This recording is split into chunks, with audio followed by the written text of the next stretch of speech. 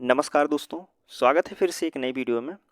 दोस्तों, अगर आप हमसे जुड़े हैं तो चैनल को सब्सक्राइब किए तो बिल्कुल आपको पता होगा कि देखिए दोस्तों, हम जो है कि यूपी पुलिस के लिए प्रैक्टिस सेट सॉल्व करा रहे हैं। बात करें तो आज का जो हमारा प्रैक्टिस सेट रहेगा अंकित भाटी सर की बुक से रहेगा।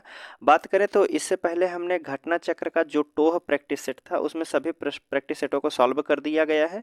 अगर बात करते हैं, आप उस वीडियो को नहीं देखे हैं टोह सीरीज का, तो आपको डिस्क्रिप्शन में लिंक मिल जाएगा या फिर चैनल के प्लेलिस्ट में जाइएगा, वहाँ प्लेलिस्ट बनाया गया है, आप वहाँ से जाके हर एक वीडियो को क्रमागत से देख सकते हैं। आज बात करें दोस्तों तो हम अंकित भाटी सर की जो यूपी पुलिस के लिए प्रैक्टिस सेट बुक आई है उस बुक से हम सॉल्व करेंगे। तो आज का हमारा जो प्रैक्टिस सेट रहेगा यह प्रैक्टिस सेट नंबर पहला रहेगा, ठीक है। और यह वीडियो जो है हर रोज आपको इसी चैनल पर डे मिलता रहेगा। बात करते हैं, इस बुक का पीडीएफ डाउनलोड करना चाहते हैं तो डिस्क्रिप्शन में टेलीग्राम चैनल का लिंक दिया गया है, आप वहां से जाके पीडीएफ को भी डाउनलोड कर सकते हैं, ठीक है। तो चलिए हम प्रश्न शुरू करते हैं। देखिए, इसमें पहला प्रश्न आपसे पूछा जा रहा है, वाणी प्लस औचित्य का सही संधि विच्छेद क्या होगा। यह हमसे पूछा गया है कि वाणी औचित्य जो दिया गया है, वाणी प्लस औचित्य का संधि रूप क्या होगा, यह हमसे पूछा जा रहा है। तो आप कहेंगे कौन सा ऑप्शन होगा। इसमें पहला वाला ऑप्शन जो दिया गया है यह बिल्कुल सही हो जाएगा, वाणियोचित्य होता है, ठीक है। वाणियोचित्य ऑप्शन ए वाला यहाँ बिल्कुल सही हो जाएगा। अगला प्रश्न आपसे पूछा गया है कि 3 बेर खाती थी वो 3 बेर खाती थी। 3 बेर अर्थात 3 बेर, आप कहेंगे इनमें कौन सा अलंकार आपसे पूछा जा रहा है। अनुप्रास दिया गया है, यमक है, श्लेष है या फिर रूपक अलंकार है। तो आप कहेंगे एक ही अर्थ जो दिया गया, एक ही शब्द के अलग अर्थ निकल रहे हैं। यहाँ 3 बेर अर्थात 3 बार, आप कहेंगे यहाँ जो हो जाएगा यमक अलंकार हो जाएगा। एक ही शब्द के दो अर्थ निकल रहे हैं तो यमक अलंकार होता है, ठीक है। अगला प्रश्न आपसे पूछा जा रहा है कि योगदान में समास कौन सा हो जाएगा। योगदान में समास की बात की गई है, तत्पुरुष होगा, कर्मधारय होगा, बहुव्रीहि होगा या फिर अव्ययी भाव समास होगा। योगदान की बात की जा रही, योग के लिए किया गया दान, आप कहेंगे योग के लिए किया गया दान अर्थात आप कहेंगे तत्पुरुष समास हो जाएगा। योग के लिए दान ऑप्शन ए वाला जो है बिल्कुल सही होगा। अगला प्रश्न आपसे पूछा जा रहा है कि पत्थर को जोक नहीं लगती। पत्थर को जोक नहीं लगती, इस मुहावरे का सही अर्थ क्या हो जाएगा।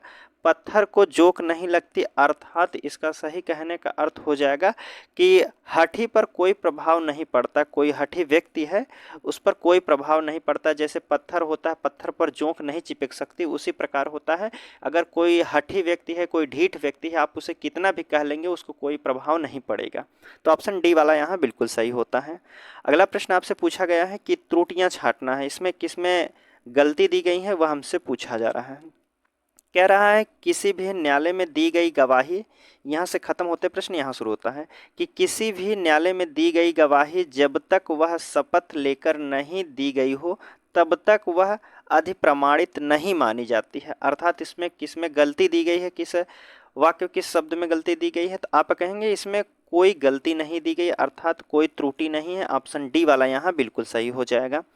अगला प्रश्न आपसे पूछा गया है कि निस्दिन बरसत नैन हमारे, निस्दिन बरसत नैन हमारे इस पंक्ति में जो है किस रस का वर्णन किया गया है।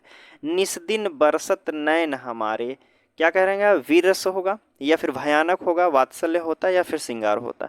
आप कहेंगे निस्दिन बरसत नैन हमारे, हमारे नैन जो है बरस रहे हैं अर्थात यहाँ कहेंगे आप श्रृंगार रस। श्रृंगार रस में कौन सा हो जाएगा, वियोग श्रृंगार होता है, ठीक है। वियोग में जो है किसी की याद में आंखों से आंसू निकल रहा है तो आप कहेंगे निस्दिन बरसत नैन हमारे, वहाँ श्रृंगार रस होता है। अगला प्रश्न आपसे पूछा गया है कि चौकी का तत्सम रूप क्या होता है। चौकी का तत्सम आपसे पूछा जा रहा है, क्या होता है। चौकी का तत्सम की बात करें तो चतुष्पादिका होता है। ऑप्शन सी वाला आप कहेंगे यहाँ बिल्कुल सही हो जाएगा। ऑप्शन सी वाला बिल्कुल सही हो जाएगा। अगला प्रश्न आपसे पूछा गया है कि खिड़की किस प्रकार का शब्द है। जो खिड़की दिया गया है यह किस प्रकार का शब्द है। तद्भव है, विदेशज है, देशज है या फिर कहेंगे आप संकर है। तो आप कहेंगे जो खिड़की शब्द दिया गया है यह देशज शब्द का एक उदाहरण होता है। देशज शब्द में लोटा होता है, झटपट होता है, अभी जो सब होते हैं जो अपने गांव के सीमित क्षेत्रों में बोले जाते हैं उसे कहा जाता है देशज शब्द, ठीक है। अगला प्रश्न आपसे पूछा गया है कि अध का विलोम क्या होता है। अध का विलोम क्या होता है? अध मतलब आधा होता है, तो इसका विलोम क्या होता है? पूर्ण। पूर्ण मतलब पूरा होता है। आप कहेंगे ए वाला ही बिल्कुल सही हो जाएगा, अध का विलोम पूर्ण होता है। अगला प्रश्न आपसे पूछा गया है कि धूसर का पर्यायवाची क्या होगा? धूसर का पर्यायवाची क्या होता है? खनक होता है, सदन होता है, वेसर होता है, गजवदन होता है। धूसर होता है दोस्तों गधे का पर्यायवाची। तो आप कहेंगे गधा का और कौन सा पर्यायवाची दिया गया है? तो आप कहेंगे धूसर होता है, बेसर होता है और आपका गर्दभ भी होता है, गधा भी होता है। ये सब जो है गधे के पर्यायवाची होते हैं। ऑप्शन सी वाला यहाँ बिल्कुल सही हो जाएगा। गजवदन की बात करें तो किसका पर्यायवाची हो जाएगा? आप कहेंगे गणेश का होता है। सदन की बात करें, सदन आपका घर हो जाएगा। अगला प्रश्न आपसे पूछा गया है, अब इसमें पूछा जा रहा है कि अंश और अंश शब्द का युग्म का सही अर्थ बताइए। अंश जो दिया गया है और इस अंश का अर्थ क्या होता है? देखिए इस अंश का अर्थ होता है, आप कहेंगे कंधा होता है, और पहले वाले का अंश का अर्थ होता है हिस्सा, अर्थात आप कहेंगे किसी का भाग का हिस्सा कहा जाता है, उसे अंश कहा जाता है। आप कहेंगे ऑप्शन क्या हो जाएगा? बी वाला यहाँ बिल्कुल सही हो जाएगा। हिस्सा और क्या हो जाएगा? हिस्सा और कंधा होता है। ठीक है, अगला प्रश्न आपसे पूछा गया है, मैं खाना खा चुका था। मैं खाना खा चुका था, इस वाक्य में कौन सा भूतकालिक के भेद बताए गए हैं? मैं खाना खा चुका था, यह कन्फर्म हो चुका है, भूतकाल में है। अब लेकिन भूतकाल में कौन सा काल होगा? तो आप कहेंगे मैं खाना खा चुका था, अर्थात यहाँ जो हो जाएगा आपका पूर्ण, मतलब खाना पूरा तरह से हमने खा लिया था, अर्थात डी वाला ऑप्शन बिल्कुल सही हो जाएगा। अगला प्रश्न आपसे पूछा गया है, निम्न में से विराम चिन्ह का प्रकार नहीं है। इनमें से विराम चिन्ह का प्रकार कौन नहीं है? क्या निर्देशक चिन्ह होते हैं, लाघव चिन्ह होते हैं, उपदेशक चिन्ह होते हैं, विवरण चिन्ह भी होते हैं? तो आप कहेंगे सभी होते हैं, लेकिन उपदेशक चिन्ह कोई चिन्ह नहीं होता है, अर्थात सी वाला जो है यहाँ गलत बताया गया है। ठीक है, अगला प्रश्न आपसे पूछा गया है कि वर्तनी की दृष्टि से कौन सा शब्द सही है? वर्तनी की दृष्टि से आपसे पूछा जा रहा है कि इनमें से कौन सा शब्द जो है सही बताया गया है। स्वतंत्र का पूछा जा रहा है कि ये शुद्ध वर्तनी क्या हो जाएगी? तो आप कहेंगे स्वतंत्र की जो ऑप्शन सी वाले में लिखा गया है यह बिल्कुल सही होता है। ठीक है, अगला प्रश्न आपसे पूछा जा रहा है कि व्युत्पत्ति के आधार पर संज्ञा के कितने भेद होते हैं? व्युत्पत्ति के आधार पर पूछा गया है, तो आप कहेंगे व्युत्पत्ति के आधार पर जब भी पूछा जाए तो वह संज्ञा के 3 प्रकार के भेद होते हैं। संज्ञा के 3 भेद होते हैं, एक रूढ़ होता है, यौगिक होता है, एक रूढ़ होता है। ठीक है, एक देखिए, एक होता है रूढ़ शब्द, दूसरे होते हैं यौगिक, तीसरा होता है योग रूढ़ शब्द होते हैं। अगला प्रश्न आपसे पूछा जा रहा है कि अनिश्चयवाचक सर्वनाम का करक का कह रहा है कि अनिश्चयवाचक सर्वनाम का करण कारक बहुवचन रूप क्या हो जाएगा? अनिश्चयवाचक, अनिश्चयवाचक और करण कारक का बहुवचन क्या हो जाएगा? तो इसका जो बहुवचन हो जाएगा आप कहेंगे यहाँ ऑप्शन सी वाले में दिया गया है किन्हीं से, ऑप्शन सी वाला किन्हीं से सही हो जाएगा। अगला प्रश्न है, अब आपसे अगला प्रश्न पूछा जा रहा है कि खूटियाँ शब्द का बहुवचन बताइए। खूटी शब्द का बहुवचन क्या होता है? तो आप कहेंगे खूटी का हमने पहले ही बता दिया, खूटियाँ होता है। ठीक है, ऑप्शन सी वाला आप कहेंगे बिल्कुल सही हो जाएगा। अगला प्रश्न आपसे पूछा गया है कि ठठेरा शब्द का लिंग परिवर्तन कीजिए, अर्थात ठठेरा शब्द पुल्लिंग शब्द दिया गया है, इसका स्त्रीलिंग क्या हो जाएगा? तो आप कहेंगे ठठेरा का स्त्रीलिंग जो शब्द हो जाएगा ठठेरिन होता है, ऑप्शन जो हो जाएगा ए वाला बिल्कुल सही हो जाएगा। ठीक है, अगला प्रश्न है आपसे पूछा गया है कि निम्नलिखित में से कौन सा जय कह रहा है कि निम्नलिखित में से कौन सा उपन्यासकार जो है साहित्य अकादमी पुरस्कार से सम्मानित नहीं है? इनमें से कौन व्यक्ति है जो साहित्य अकादमी पुरस्कार से सम्मानित नहीं किए गए हैं? तो आप कहेंगे ऑप्शन दिया गया है जैनेन्द्र कुमार है, भगवती चरण वर्मा है, मन्नू भंडारी हैं, अमृतलाल नागर हैं। तो आप कहेंगे मन्नू भंडारी जो हैं इन्हें साहित्य अकादमी पुरस्कार नहीं दिया गया है, तो ऑप्शन कौन हो जाएगा? सी वाला बिल्कुल सही हो जाएगा। अब मनु भंडारी की बात करें तो इन्हें व्यास पुरस्कार दिया गया है। ठीक है, अगला प्रश्न आपसे पूछा गया है कि भाव विलास और रस विलास कृति के लेखक कौन है? भाव विलास और रस विलास कृति के लेखक की बात की गई है, तो आप कहेंगे इसके लेखक जो हैं देव हैं, ऑप्शन डी वाला यहाँ बिल्कुल सही होता है। 21 नंबर के प्रश्न में आपसे पूछा गया है कि निम्नलिखित में से निम्नलिखित में से कौन सा कवि भारतेंदु योगिन नहीं है? इनमें से भारतेंदु योगिन कवि नहीं है, कौन नहीं है? आपको ऑप्शन में दिया गया है बद्री नारायण चौधरी जिसे प्रेमधन भी कहा जाता है, या फिर ठाकुर जगमोहन सिंह, पंडित अंबिका दत्त व्यास या फिर श्रीधर पाठक। तो आप कैसे पूछा गया है कि भारतेंदु युगीन नहीं है, भारतेंदु के समय की नहीं है, तो आप कहेंगे यह श्रीधर पाठक जो है भारतेंदु युगीन नहीं है। ऑप्शन डी वाला यहाँ बिल्कुल सही होगा। अगला प्रश्न पूछा जा रहा है, देखिए इसमें पूछा जा, थोड़ा से पीडीएफ जो है ब्लर हो गया है दोस्तों। कह रहा है निम्नलिखित में से किस वाक्य में अकर्मक क्रिया का प्रयोग हुआ है। अकर्मक क्रिया किस में बताया गया है, किस ऑप्शन में अकर्मक क्रिया है। तो अकर्मक क्रिया जो है दोस्तों ऑप्शन ए वाले में दी गई है, अकर्मक क्रिया। ठीक है, मैं सोता हूँ। अगला प्रश्न आपसे पूछा गया है कि एक छंद में कितने चरण होते हैं। एक छंद में कितने चरण होते हैं, 4 चरण, 8 चरण, 7 चरण या फिर 10 चरण। बात करें तो 80 से 90% जो आपके चरण की संख्या, छंदों के चरण होते हैं वह 4 ही चरण के होते हैं। ऑप्शन ए वाला यहाँ बिल्कुल सही हो जाएगा। ठीक है, अगला प्रश्न आपसे पूछा गया है कि निम्नलिखित में से 4 विकल्पों में से उस विकल्प को चुनिए जो सही पूर्ण विच्छेद वाला शब्द है। इसमें पूछा गया है कृपण दिया गया है, कृपण को हम तोड़कर किस रूप में लिख सकते हैं। तो आप देखिएगा कृपण, पहले लास्ट वाले शब्द को उठाइएगा, जो ड़ दिया गया है इसको अगर हम तोड़ेंगे तो पहले ड़ का इसमें अगर हम स्वर निकालते हैं तो लास्ट में आ आएगा। ठीक है, आ आएगा। आ किस में दिया गया है, तो आप कहेंगे पहले वाले में नहीं दिया गया, दूसरा भी नहीं दिया गया। अब देखिए तीसरा और चौथा होने की संभावना है। अगर देखिए व्यंजन में से हम स्वर को निकाल देते हैं तो नीचे हलंत लगाया जाता है, जो कि ऑप्शन सी वाले में नहीं लगाया है, तो आप कहेंगे डी वाला यहाँ बिल्कुल सही हो जाएगा। अगला प्रश्न आपसे पूछा गया है कि प्रभु जी तुम चंदन हम पानी, प्रभु जी तुम चंदन हम पानी पंक्ति किस कवि द्वारा लिखी गई है। कह रहा है कि प्रभु जी तुम चंदन हम पानी, यह अर्थात यह कहने वाले जो व्यक्ति हैं रैदास जी हैं। ऑप्शन बी वाला यहाँ बिल्कुल सही हो जाएगा। ठीक है, अगला प्रश्न आपसे पूछा जा रहा है, निम्नलिखित में से समुदायवाचक विशेषण कौन सा है। समुदायवाचक विशेषण कौन है। प्रत्येक दिया गया है, दूना दिया गया है, 3 दिया गया है, चारों दिया है। समुदाय होता है दोस्तों ग्रुप मिला के, जैसे 4 से या 3 से अधिक, मान लीजिए 4 व्यक्ति 5 व्यक्ति जो एक ग्रुप में शामिल होते हैं तो उसे कहा जाता है समुदाय। तो हमसे पूछा गया है कि समुदाय विशेषण कौन सा हो जाएगा, तो आप कहेंगे 4 व्यक्ति से, 4 से ऑप्शन डी वाला यहाँ बिल्कुल सही हो जाएगा। अगला प्रश्न आपसे पूछा गया है, लिखित में से कथन असत्य कौन सा है। असत्य कथन पहचान करना है। इन 4 ऑप्शन में से कौन सी बातें जो है गलत बताई गई हैं। पहली बात कह रही, पहला ऑप्शन आपसे के सामने पूछा गया, कह रहा है कि व्यंजन वर्णों और तीसरे चौथे और 5वें जो व्यंजन होते हैं सघोष होते हैं। आप कहेंगे जी बिल्कुल, बात पहली तो सही कह रहा है। दूसरा कह रहा है व्यंजन वर्गों के पहले और दूसरे व्यंजन जो हैं अघोष होते हैं। हाँ, पहला और दूसरा जो होता है अघोष होता है, बाकी तीसरा चौथा 5वां जो है सघोष होते हैं। तो यह भी बात सही कह रहा है। समस्त स्वर जो है सघोष ध्वनियाँ होती हैं। हाँ, स्वरों की संख्या जो है, स्वर जितने भी होते हैं वह आपके सघोष होते हैं। अब कह रहा है कि सभी विसर्ग सघोष होते हैं, नहीं, विसर्ग जो है सघोष नहीं होते हैं, अर्थात डी वाली जो बात कह रहा है यह गलत बताई गई है। सभी विसर्ग जो है सघोष नहीं होते हैं।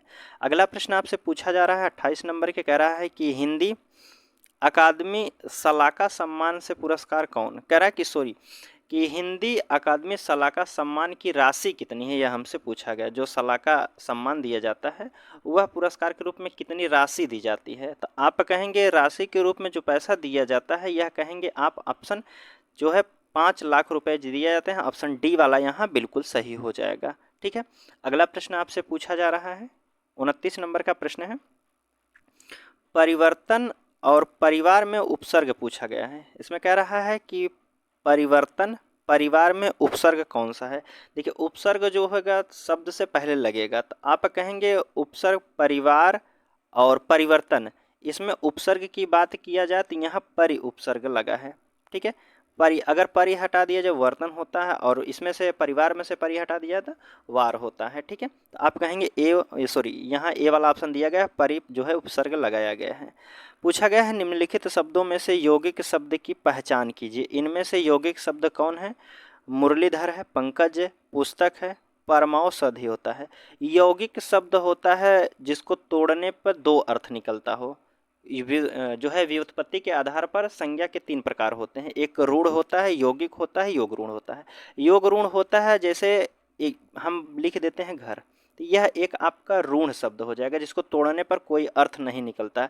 और यौगिक की बात करते हैं, यौगिक शब्द होता है जिसको तोड़ने पर दो अर्थ निकले। जैसे हम कहते विद्यालय, विद्यालय को अगर हम विद्या प्लस आलय तोड़ दिया जाए तो विद्या के लिए घर हो जाएगा, आप कहेंगे यह यौगिक शब्द हो जाएगा। और वहीं योग ऋण की बात करें, जो तीसरा शब्द जो अर्थ देता है, जैसे बहुव्रीहि समास में होते हैं, जैसे इसमें दिया गया है अर्थ दिया गया मुरलीधर, मुरलीधर जो है यह आपका योग ऋण शब्द है, जैसे मुरली को धारण करने वाले अर्थात कृष्ण हो जाएंगे। तो यह ए वाला जो ऑप्शन दिया गया है यह योग ऋण है।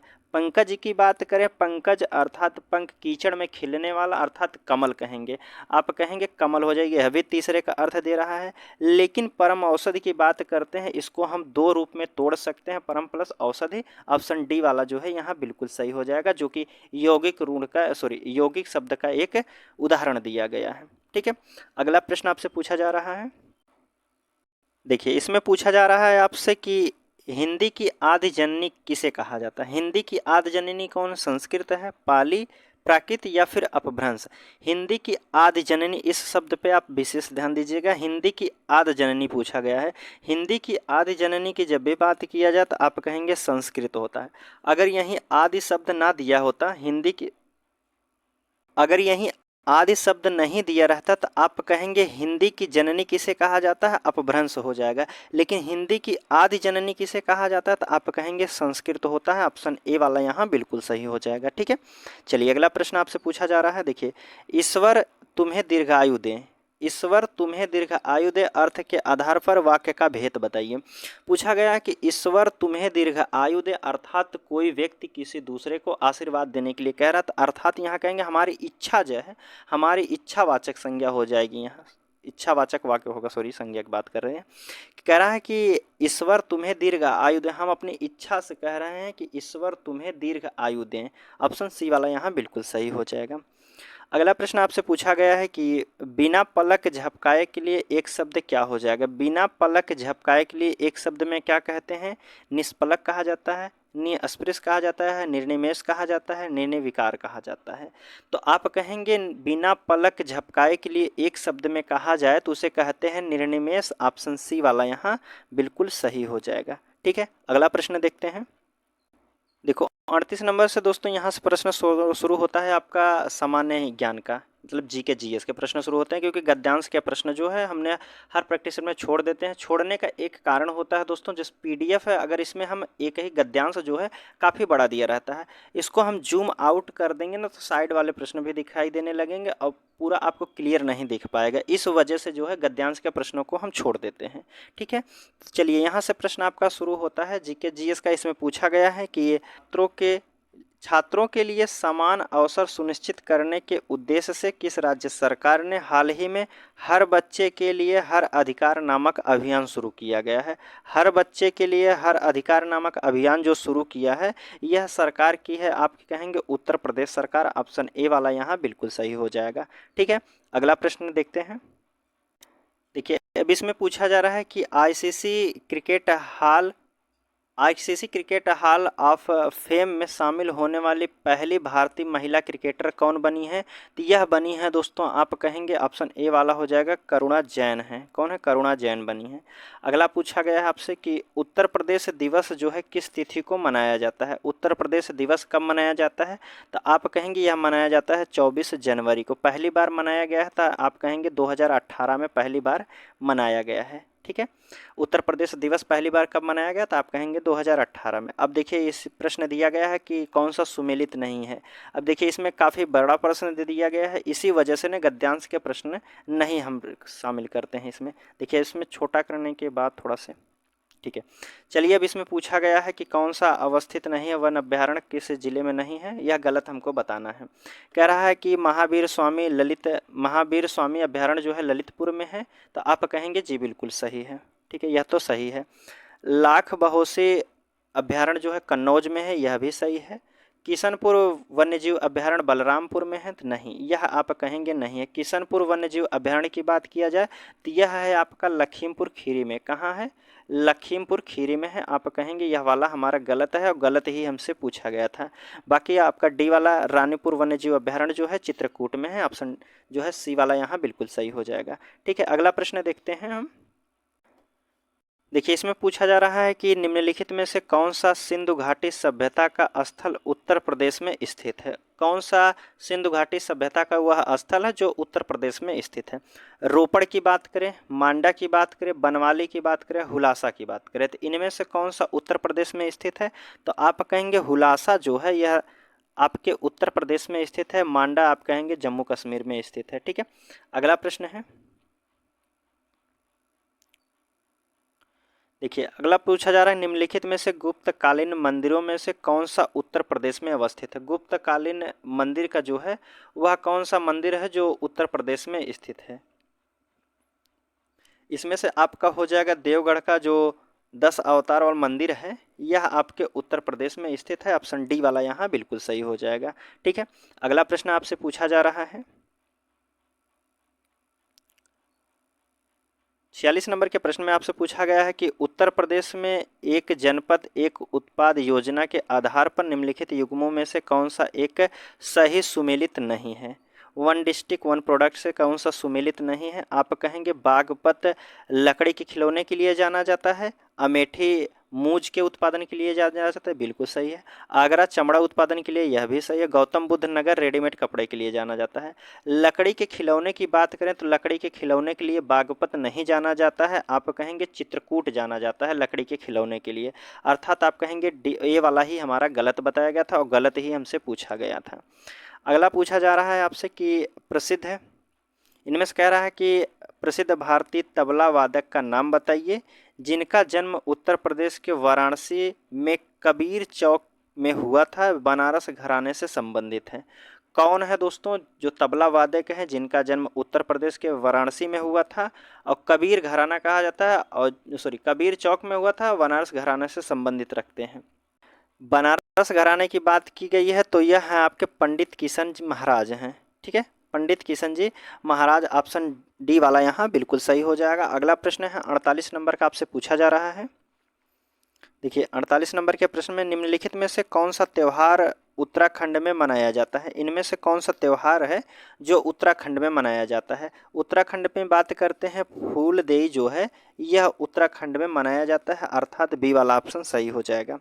पूछा गया है कि विधान चंद्र राय पुरस्कार किस विषय में दिया जाता है। जो विधान चंद्र राय पुरस्कार है वह किस क्षेत्र में दिया जाता है। कानून के, वास्तुकला में, खेल में या फिर चिकित्सा के क्षेत्र में दिया जाता है। तो आप कहेंगे यह जो विधान चंद्र राय पुरस्कार है यह चिकित्सा के क्षेत्र में दिया जाता है, ऑप्शन डी वाला यहाँ बिल्कुल सही हो जाएगा। इसमें पूछा जा रहा है कि राष्ट्रीय सांख्यिकी दिवस प्रत्येक वर्ष 29 जून को किसकी जयंती के रूप में मनाया जाता है। जो राष्ट्रीय सांख्यिकी दिवस मनाया जाता है यह सभी को पता है 29 जून को मनाया जाता है। किसकी जयंती के रूप में मनाया जाता है तो आप कहेंगे पीसी महालनोबिस के जयंती पर मनाया जाता है जो है राष्ट्रीय सांख्यिकी दिवस, ऑप्शन डी वाला यहाँ बिल्कुल सही होगा। अगला प्रश्न आपसे पूछा गया है कि सीरिया की राजधानी क्या है। सीरिया की राजधानी पूछा जा रहा है तो सीरिया की राजधानी आप कहेंगे दमिश्क है, ऑप्शन बी वाला यहाँ बिल्कुल सही हो जाएगा।